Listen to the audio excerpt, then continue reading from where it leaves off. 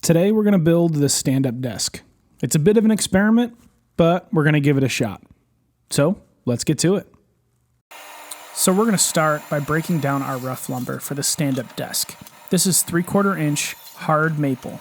We're going to first use our crosscut sled to cut it down to size, and then we're going to use the table saw fence to rip it down the length. This was 3-dimensional lumber, meaning it was dimensioned on 3 sides, and it had a rough sawn edge on there. So that's what we're trimming off here to make sure they're all the same width.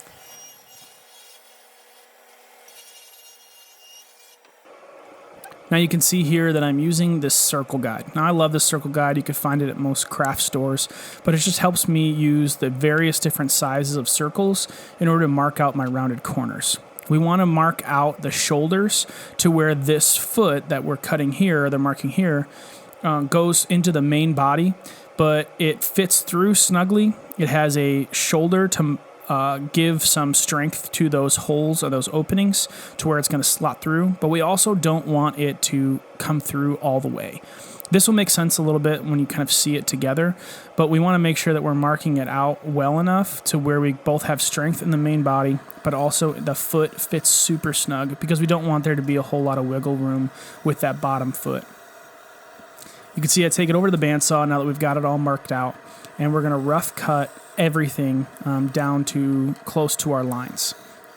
We're going to mark off and cut that shoulder, which you saw me mark out with the width of my square, and we're going to cut the rounded corners of there. Remember, again, we don't want this to stick out and protrude through the main body, but we want to make sure that it looks clean and looks nice, and those shoulders on either side of that rounded key that fits snug against the main body of the stand. Now that we have it rough cut from the bandsaw, we're going to take a file here and just to kind of clean up the edges. This just lets it make sure I have a flat shoulder and a rounded key because it is going to go through and you will see it. The rounded corner helps just to guide into those slots a lot easier and helps it to look a lot cleaner. All right, so we got our bottom piece in that bottom slot. Took some fine tuning with a file and sandpaper. But now that I've got it in there, I've got it leaning at the angle that I want. Like that. So now what I'm going to do is I'm going to take, this is the bottom shelf. I'm going to put it down here. I'm going to trace a line. That's the look we were going for.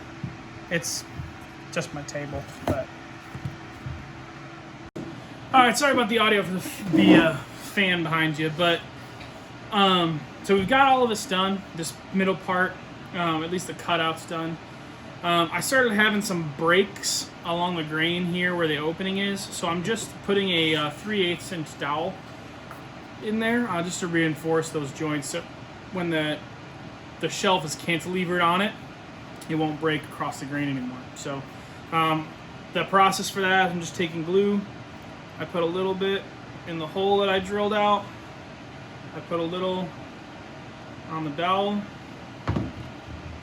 Smear it on there. And then I make sure when you put it in there, you twist. You might need a little bit of extra force once it gets down there.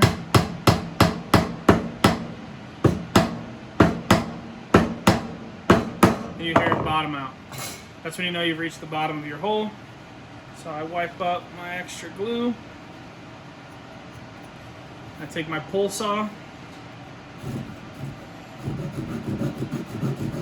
and I flush cut it there, and the rest we'll clean up with sanding. And now for everyone's favorite part, sanding. Now I left a lot of burn marks on there just because it was going to take off way too much material to get rid of those burn marks. And it kind of added to the aesthetic of it. And with hard maple, it's going to burn no matter what you do. So even when I'd rounded over the edges on my router, it just burned and there was nothing really I could do about it.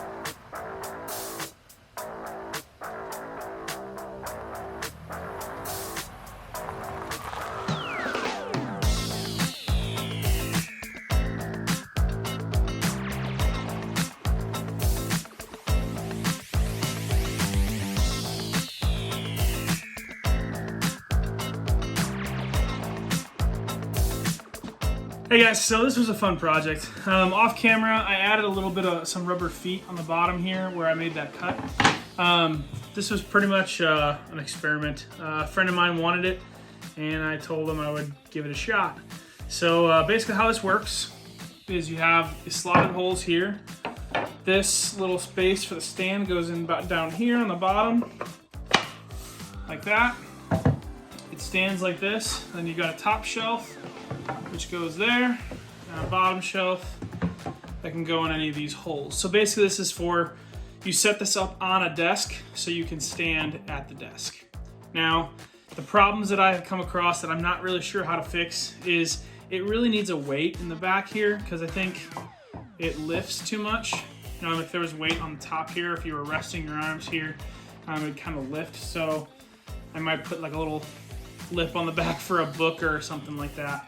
But all in all, I think this project came out good. I really like it, and hoping my friend likes it too. So if you enjoyed this video, click the subscribe button, hit that bell for notification to alert you when next time I put up a video.